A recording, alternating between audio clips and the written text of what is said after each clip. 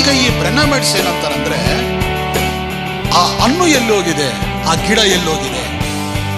ಒಂದ್ ವೇಳೆ ಆ ಹಣ್ಣು ತಿಂದ್ರೆ ಇವ್ರು ಪಾಪ ಮಾಡಿದ್ರು, ಅವರು ಹಣ್ಣು ತಿನ್ನೋದ್ರಲ್ಲಿ ಇವರು ಬೆತ್ತಲೆಯಾಗಿ ಕಾಣಿಸ್ಕೊಂಡ್ರೆ ಆ ಹಣ್ಣು ಎಲ್ಲಿದೆ ಈಗ, ಆ ಗಿಡ ಎಲ್ಲಿದೆ ಈಗ? ಅರೆ ಗಿಡ ಎಲ್ಲಿದೆ ಈಗ ಅಂತಂದ್ರೆ ಸ್ವಲ್ಪದ್ರೂ ಬುದ್ಧಿ ಇಲ್ಲ ಇವರಿಗೆ.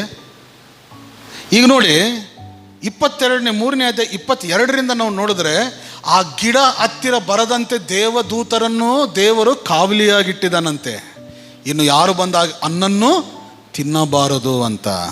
ಈಗ ಆ ಗಿಡ ಇಲ್ಲಿವರೆಗಿದೆಯಾ ಅಂತಂದರೆ ಸ್ವಲ್ಪದ್ರೂ ಬುದ್ಧಿ ಇರಬೇಕಲ್ಲ. ಆದಿಕಾಂಡ 6ನೇ ಅಧ್ಯಾಯ ಆದಮೇಲೆ ಜಲಪ್ರಲಯ ಬಂತಲ್ಲ, ಬಂತ, ಇಡೀ ಲೋಕವೆಲ್ಲ ಮುಳುಗೋಯ್ತಲ್ಲ. ಒಂದು ಗಿಡ ಆದ್ರಿತ್ತ, ಒಬ್ಬರಾದರೂ ಉಳ್ಕೊಂಡ್ರ? ನೋಹನ ಕುಟುಂಬ ಮಾತ್ರವೇ. ಆ ಟೈಮಲ್ಲಿ ಎಲ್ಲ ಹೋಗ್ಬಿಟ್ಟಿದೆ, ಯಾವ ಹಣ್ಣು ಇದ್ದಿಲ್ಲ, ಯಾವ ಗಿಡ ಇದ್ದಿಲ್ಲ. ಆ ವಿಚಿತ್ರವಾದ ಯೋಚನೆ ಮಾಡ್ತಾ ಜನರನ್ನು ಒಂದು ರೀತಿಯಾದ ದುರ್ಬೋಧನೆಯಲ್ಲಿ ಇವರು ನಡೆಸ್ತಾ ಇರ್ತಾರೆ. ಅಂದ್ರೆ ಇವರು ಏನು ಡಿಸೈನ್ ಮಾಡ್ತಾ ಇದ್ದಾರೆ ಅಂದ್ರೆ, ತೋಟೆಯಲ್ಲಿ ಹವ್ವಳು ಹಣ್ಣು ತಿಂತಾಳಲ್ಲ, ಅದು ಹಣ್ಣಲ್ಲ, ಅವಳು ತಿಂದಿದ್ದು ಏನು? ಸಾತಾನಿನ ಪಾಪ. ಸರ್ಪದ ಜೊತೆಗೆ ಸಂಬಂಧ ಬೆಳೆಸ್ಕೊಂಡಿದ್ದಾಳೆ. ಸ್ವಲ್ಪ ಲಾಜಿಕ್ ಆಗಿ ಯೋಚನೆ ಮಾಡೋಣ. ಸರ್ಪದ ಜೊತೆ ಯಾರಾದರೂ ಸಂಬಂಧ ಬೆಳೆಸ್ಕೊಳ್ತಾರ? ಸರ್ಪಕ್ಕೆ ಮನುಷ್ಯನಿಗೆ ಮಕ್ಕಳು ಹುಟ್ಟಿದ್ದು ಚರಿತ್ರೆಯಲ್ಲಿ ಎಲ್ಲಿಯಾದರೂ ಇದೆಯಾ? ಒಂದು ವೇಳೆ ಹುಟ್ಟಿದ್ರಂತ ತಿಳ್ಕೊಳ್ಳೋಣ, ಈ ಬ್ರೆನ್ನಮೆಡ್ಸ್ ಇರ್ತಾರಲ್ಲ, ಹುಚ್ಚರು ಸಂತಿ, ಹುಟ್ಟಿದ್ರಂತ ತಿಳ್ಕೊಂಡ್ರೆ ಈಗ ಕ್ರಾಸ್ ಆಗುತ್ತೆ. ಮನುಷ್ಯರು ಅರ್ಧವಾಗಿ ಹುಟ್ಟಬೇಕು, ಸರ್ಪ ಅರ್ಧವಾಗಿ ಹುಟ್ಟಬೇಕಲ್ಲಿ, ಆಯ್ತಾ? ಹಾಗೇನಾದರೂ ಹುಟ್ಟಿ ಬಂದ್ರ?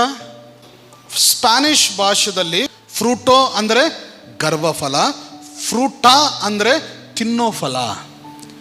ಆ ಸ್ಪ್ಯಾನಿಷ್ ಭಾಷಾ ಟ್ಯಾಲಿ ಮಾಡಿ ಈ 3ನೇ ಅಧ್ಯಾಯ ಆದಿಕಾಂಡದಲ್ಲಿರುವ ಫ್ರೂಟ್ ಅಂತ ಇದೆಯಲ್ಲ, ಅದಕ್ಕೆ ಅರ್ಥ ಏನು ಕೊಟ್ಟಿದ್ದಾರೆ ಅಂದರೆ ಫ್ರೂಟೋ ಅಂತ ಕೊಟ್ಟಿದ್ದಾರೆ. ಫ್ರೂಟಾ ಅಂದರೆ ತಿನ್ನೋ ಫಲ, ಅದರ ಆದಿಕಾಂಡದಲ್ಲಿರುವ ಫಲ ಫ್ರೂಟೋ ಅಂದರೆ ಗರ್ಭದ ಫಲ. ಮತ್ತು ದೇವರೇನಂತಾನೆ ನೋಡೋಣವಾ? ಸ್ವಲ್ಪ ನೋಡಿ ವಾಕ್ಯವನ್ನು ಮುಕ್ತಾಯಪಡಿಸ್ಕೊಳ್ಳೋಣ. ಆದಿಕಾಂಡ 3ನೇ ಅಧ್ಯಾಯ 2-6 ವಚನಗಳನ್ನು ಓದಿಕೊಳ್ಳೋಣ. ಸ್ತ್ರೀಯು ಈಗ ಈ ಹಣ್ಣಿಗೆ ಅವರು ಏನು ಹೆಸರು ಕೊಟ್ಟಿದ್ದಾರೆ? ಫ್ರೂಟೋ. ಇವರು ಕಣ್ಣುಗಳು ಕುರುಡರಾಗಿದ್ದಾವೆ, ಕರೆಕ್ಟಾಗಿ ವಾಕ್ಯ ಓದಲ್ಲ ಇವರು. ಈಗ ದೇವರ ವಾಕ್ಯ ಏನು ಹೇಳ್ತಾ ಇದೆ ಗೊತ್ತಾ? ತೋಟದಲ್ಲಿ ಇರುವ ಮರಗಳ ಹಣ್ಣು.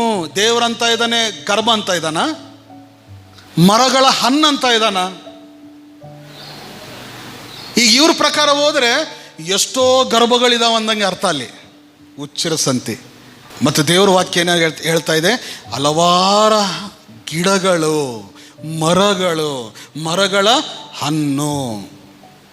ಫ್ರೂಟೋ ಅಂದರೆ ಗರ್ಭ ಅಲ್ಲ. ಮೂರ್ಖರೇ, ಏನೇನೋ ಹಚ್ಚಿಬಿಡ್ತೀರ ನೀವು ದಡ್ಡರಾಗಿ ಮಾಡಲಿಕ್ಕೆ ಕ್ರೈಸ್ತರನ್ನು.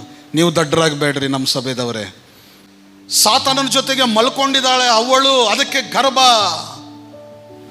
ಈಗ ಯೇಸು ಸ್ವಾಮಿ ಅಂತ ಇದ್ದಾನೆ, ಮರದ ಹಣ್ಣನ್ನು ತಿಂದಿದ್ದಾಳೆ. It is the fruit of tree, it is not a fruit of womb. ಗರ್ಭದ ಫಲ ಅಲ್ಲ.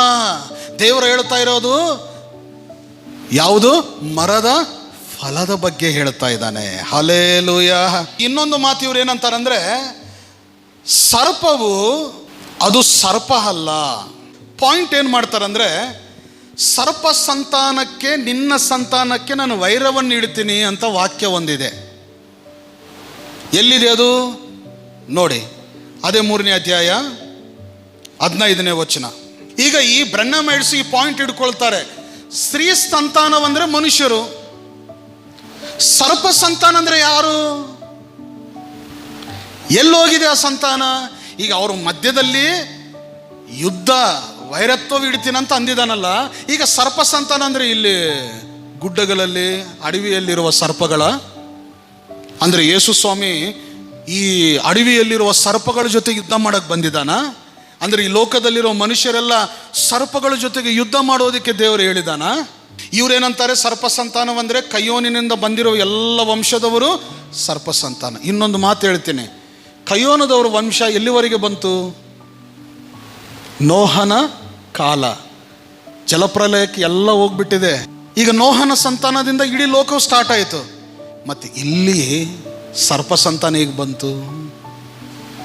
ಲಾಜಿಕ್ ಇರಬೇಕಲ್ಲ, ಬುದ್ಧಿ ಇಲ್ಲ ಇವರಿಗೆ. ಏನು ಮಾಡೋದು? ವಾಕ್ಯದ ಅವಗಾಹನವಿಲ್ಲ, ಅದಕ್ಕೆ ಇಷ್ಟ ಬಂದಂಗೆ ಮಾತಾಡ್ತಾರೆ. ಆದರೆ ಇಲ್ಲಿ ನಾವು ನೋಡ್ತಾ ಇದ್ರೆ ಸ್ತ್ರೀ ಸಂತಾನವು ಸರ್ಪ ಸಂತಾನವನ್ನು ಎಲ್ಲಿ ಹೊಡಿತಾರೆ ನೋಡ್ರಿ, ಅಲ್ಲಿ ಹೋದ್ರಿ.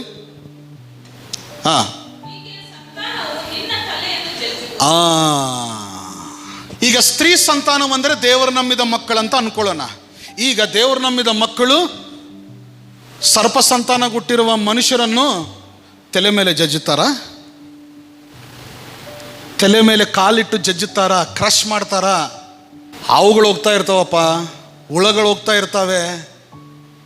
ನೀವು ಕಾಲಿಂದ ಹೊಡಿತೀರಾ, ಪಪ್ಪಿ ಹಿಡ್ಕೊಳ್ತೀರಾ? ನೀನು ಸ್ತ್ರೀಯ ಸಂತಾನ ಆಗಿರುವ ಕಾಲು ಮೇಲೆ ಕಚ್ತಾರೆ. ಈಗ ಹಾವುಗಳೆಲ್ಲಿ ಕಚ್ತವೆ? ಇದು ದೇವರ ಆದಿಕಾಲದಲ್ಲಿ ಇಟ್ಟಿರುವ ವೈರತ್ವವು. ಈ ಮಕ್ಕಳು, ಬುದ್ಧಿ ಇಲ್ಲದ ಮಕ್ಕಳು, ಇದನ್ನು ಎದಕ್ಕೆ ಅಟ್ಯಾಚ್ ಮಾಡಿಬಿಟ್ಟಿದ್ದಾರೆ ಅಂದರೆ ಕಯ್ಯೋನಿನ ಸಂತಾನ ಇದು. ಈಗ ಕಯ್ಯೋನ ಸಂತಾನ ಕೆಲಸ ನಮ್ಮ ಕಾಲನ್ನು ಹೊಡೆಯೋದಾ, ನಾವು ಅವ್ರ ತಲೆ ಮೇಲೆ ಹೊಡೆಯೋದಾ? ಇದು ಎದಕ್ಕೆ ಗುರುತಂದರೆ ಒಂದು ಹಾವು, ಒಂದು ಸ್ನೇಕ್ ಅವಳನ್ನು ಮೋಸ ಮಾಡ್ತಾಳೆ, ಹಣ್ಣು ತಿನ್ನು ಅಂತ. ಅದಕ್ಕೆ ಅವ್ರಿಗೆ ದೇವರು ಏನು ಶಾಪ ಕೊಡ್ತಾನಂದ್ರೆ, ನೀನು ಇಡೀ ಜೀವನ ಎಲ್ಲ ಹೊಟ್ಟೆಯ ಮೇಲೆ ಹೋಗ್ತಾ ಇರ್ತೀಯ. ಇದೆಯಾ ಅಲ್ಲಿ ವಾಕ್ಯ? ಅದಕ್ಕೆ ಅರ್ಥವೇನೆಂದರೆ, ಸಾತಾನನಿಗೆ ದೇವರು ಕೊಟ್ಟಿರುವ ಶಾಪ.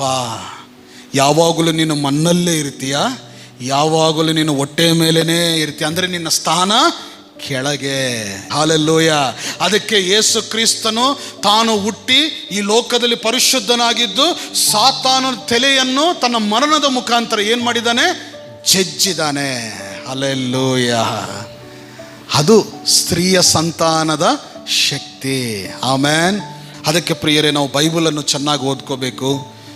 ಸುಳ್ಳು ಪ್ರವಾದಿಗಳು ಬಂದರೆ ಅವ್ರ ಮಾತನ್ನು ನಾವು ಕೇಳಬಾರದು. ಅವಳು ಗರ್ಭಿಣಿ ಆಗಿರೋದು 4ನೇ ಅಧ್ಯಾಯ 1ನೇ ವಚನದಲ್ಲಿ ನೋಡಿದ್ರೆ, ಆದಾಮನು ಅವಳ ಜೊತೆಗೆ ಕೂಡಿದ ಮೇಲೆ ಅವಳು ಕಯ್ಯೋನನನ್ನು ಬಿಡ್ತಾಳೆ. ಎಷ್ಟು ಕ್ಲಿಯರ್ ಇದೆಯಲ್ಲ. ಬ್ರೆನಮೈಡ್ಸ್ ಏನಂತಾರೆ ಅಂದರೆ, ಕಯ್ಯೋನು ಹುಟ್ಟಿದ್ದೇ ಸರ್ಪದಿಂದ.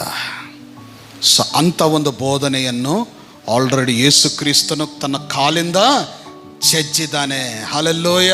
ಇವತ್ತು ನೀವು ಸಹ ಕೆಟ್ಟ ಬೋಧನೆಗಳು, ಕೆಟ್ಟ ವಿಚಾರಗಳು ಬಂದರೆ ದೇವರ ಶಕ್ತಿಯಿಂದ ಅವುಗಳನ್ನು ನೀವು ಜಜ್ಜಬೇಕು. ಸಾತಾನಿನ ಸ್ಥಳ ಎಲ್ಲಿದೆ? ನಿನ್ನ ಕಾಲ ಕೆಳಗೆ ಇದೆ. ಆಮೆನ್. ದೇವರು ನಿನ್ನ ಸ್ಥಳ ಎಲ್ಲಿಟ್ಟಿದ್ದಾನೆ? ಸಾತಾನಿನ ತಲೆಯ ಮೇಲೆ ದೇವರು ನಿನ್ನ ಅಧಿಕಾರವನ್ನು ಇಟ್ಟಿದ್ದಾನೆ. ಜಾಗೃತಿಯಾಗಿರಬೇಕು.